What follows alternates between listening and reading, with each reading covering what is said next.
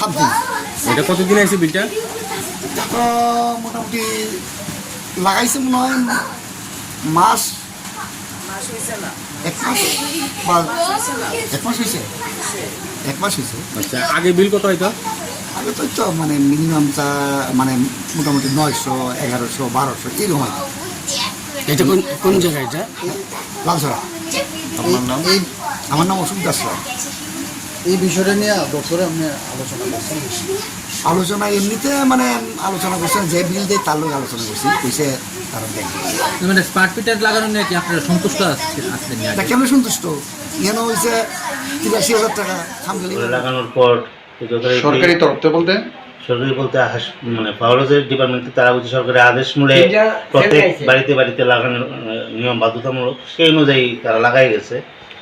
লাগাই লাগানোর পর এই গতকালকে মেসেজ এসেছে মোবাইলে যে আমার বিল আছে 31,292 টাকা। কতদিনে? তো 20-25 দিনের বিল আছে 31,292 টাকা। এর আগের মাসে বিল আছে 1338 টাকা।